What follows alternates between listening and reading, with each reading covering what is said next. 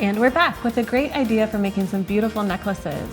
And I love the way that you used a monochromatic color palette with these. Let's take a look. Yeah, it was really fun to keep it simple with using just, rounds and one color for each necklace. And then it's nice to like play off of that and just try to make as many necklaces as you can with rounds because, you can find those everywhere. Yes, and then you have one for every outfit. Exactly. Right? Or you could layer them. They look really cute layered together. Definitely. So basically what we do is we start with these gears that you can find in lots of different shapes and sizes and different metals. So that forms the base for each flower, right? Each flower lays on one of these gears. What I did was I started by just passing a flexible beading wire right through a crimp tube and then through one of the spokes of the gear and back through the crimp tube. Okay. So what I do, it's really pretty simple. You just have to take your time. Actually, I'm gonna have to take these off of here. Gotta pass through there. And you're just gonna hooking your wire into one of the notches and bringing your wire up through this. So that's one. Then you're gonna string another bead, finding the hole. And it's interesting that you used the beading wire instead of shaping wire. I would have thought that you were working with shaping wire for this. That's neat to see a different use. I originally did, and it didn't work nearly as well as this, because you know how when you're using wire, every time that you bend it or shape it, it gets tougher? Right. With all these wraps and turns throughout here, it got tougher and tougher and tougher. And so eventually I thought, I really need to change this idea. And it's a little more thread-like, so yeah, it makes sense. It makes it actually pretty simple. So you go ahead and you go all the way around until you have a flower that looks like this one. So you're creating that base layer of the larger beads. Mm-hmm. So you do have to maintain a certain amount of tension or else they'll kind of slide around on you. And they do slide around a little bit, but that's actually kind of nice. It's a little bit forgiving because then you can adjust it. I tried it with different numbers of petals and 5 was definitely the best number. They stayed pretty solid. But then you make these you're gonna embellish the petals with these smaller beads. Okay, and depending on the size of the gear that you have or the type of gear, of course you could accommodate a different number of beads, but it's important, it seems, to work with an odd number for the larger beads, right? Yeah, I think that's the part of the key is that they just want to sit pocketed together that way. And when I'm doing these, the little kind of embellishments on the outsides, I'm just taking the wire in between the larger beads like that. You can hear them click. And I just go all the way around with every single one. And you just kind of sit them in those notches. The wire goes into the notch and the beads go into the little notches between the larger beads. Yeah. And you just keep going round and around until you come to the end of your circle of beads. Okay. And you'll finish it up. They do sometimes want to whip around on you, but you just pull them tight and they'll sit together. And when you're done, I'll go ahead and see if I should finish this up here. You're going to finish it the same way that you started it by just passing a crimp tube onto your wire and then just going back through the crimp tube with your wire after passing it under a couple of the wires on the back side of your gear. So you just want to weave it kind of to make sure that it's secure? Yes. So you're going to kind of what I would do is to, even though I'm missing one of those, put your wire on here, pull your wire really tight, as tightly as you can, go under a couple of these wires. Oh yeah, I see. And then go, and I like to go back through like I would if I were crimping. Yeah, so you just want to make sure also that it's hidden. Yeah, and you want it to slide up toward the back.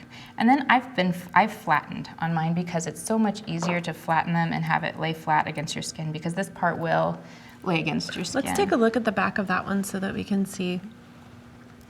Yeah. So this one's all finished, and it sits right in there, and so all of these are done.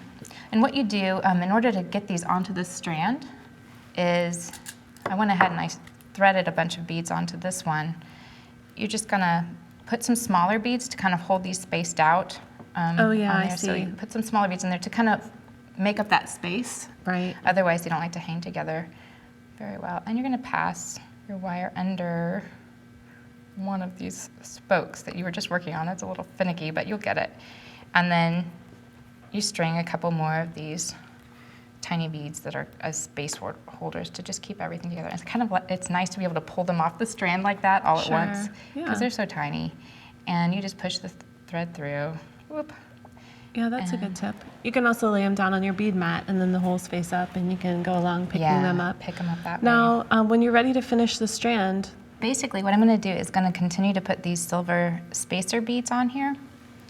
And once I have enough to kind of fill up the space between these two, kind of the outer embellishment beads, I'm going to go underneath another wire, pull it through like that, put a couple more of the silver beads on to hold those in place.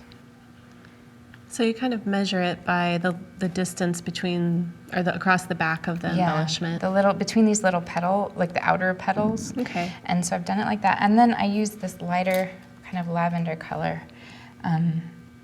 for more spaces in between each blossom. Yeah, well, the drape is so perfect on this, so that really, I can tell that really helps. Yeah, it's one of those things where when you're working with larger components like these, you really do have to think about spacing, and you have to think about how it's going to hang.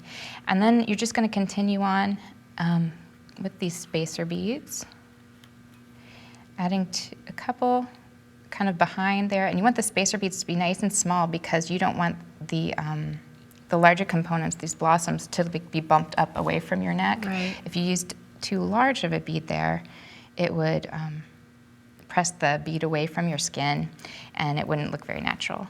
Well, let's take a look at the back of the finished necklace there, and we can see the way that the spacing helps it drape. And it does look so nice and finished, even on the back. Yeah, it's one of those things where it's like, it's nice when it works out that way, because basically you just want it to be comfortable, you want it to be flat, and you just have to kind of find the right sizes of rounds. Like I said, it's just round beads in different sizes and shapes, and or not shapes, but different sizes that make up all of this necklace except for the gears. Yeah, it's so pretty, and what a great way to bring them together in the colors too. And now for finishing the ends of the piece, it looks like you crimped to attach your clasp. That's all I did, was I just crimped. You know, you're going to go ahead and finish with these light lavender beads. You're going to continue this stringing process with the spacers until you have all 5 of your blossoms set on there. Make an even number of beads on this side. To pick up your crimp, pick up your jump ring. Make sure that the ends do connect and are definitely touching each other. You could also use a spring ring here, or split ring here, excuse me, and that also works well to make a secure connection. But you'll just pass through your jump ring or spring ring, split ring, and follow back with your crimp tube. Yeah, and I know you're not really finished, but it's always good to see you use the crimper. It always is nice to do that. Actually, on this one, let's see, here it is. Just snug it up there, crimp, use the inner jaws, and fold it. Perfect. So, and that'll give you a nice secure fit. I always pull, make sure that it's solid. that it's solid. So in addition to this jewelry piece, we also have asked all of our guests to bring some tips this season. And Molly, you have some great tips for storing these kinds of strands, because I'm sure you have a lot of bead strands at home. Yes, it's easy to, it's nice to keep them on the strands because, like I showed you before, it's nice to be able to pull, especially if the small ones, a few off at a time and slip the wire through so you don't have to pick each one up individually. So here are some ideas that I've had for stringing. Sometimes when I'm experimenting with a design, I just string it straight off the spool to see, so then I don't have to waste any of my wire. See how it looks. So I see how it looks. And then also another thing that has been fun to use, if you need an ending that you can take off and on, you can use what's called a scrimp. And these are little... They have a tiny little set screw they have in a there. tiny It's hard little to screw see, and this tiny little screwdriver, but you can screw it on to hold the beads on the strand and unscrew it to take that off. So it's, you can change things around if you change your mind about your design later. Smart. And then if you want to just keep some beads and you're using beading wire, you can just put a tiny little #1 crimp tube on the end. If you've got a, like these are on plastic strands, you can use one of these alligator clips. It's larger, it's easier to manipulate with your hands, and you don't have to worry about it marring the wire. You wouldn't want to use an alligator clip on your beading wire because... I'm so glad you said that. I was getting worried. It would get kinked those up. are perfect for the office. Also binder clips. Yes. Paper clips, any type of clip. When you have that sort of nylon string that the beads come on, you can do that without damaging it. Yeah, they're really easy to use. Another option that is, you can just pass the bead. You can make a loop with the strand, pass it through that bottom bead, and that'll keep the others on the strand as well. One of my favorites is the like a bead stopper. It's like a tiny spring, super simple. You pinch it to Squeeze your open ends it up, together like that. pop the end in there, and it holds it. And you can use that on your beading wire. I use it to hold in progress projects a lot. I use those on thread too. So that's a any, good idea, any type yeah. of stringy material is fine for those. And then if you don't care about your, if it, again, it's that like kind of nylon plastic stuff, you can use just a folded over piece of tape, which works great, but you wouldn't want to use it on anything else because it's sticky. These are great tips. Thank you so much, You're Molly. welcome.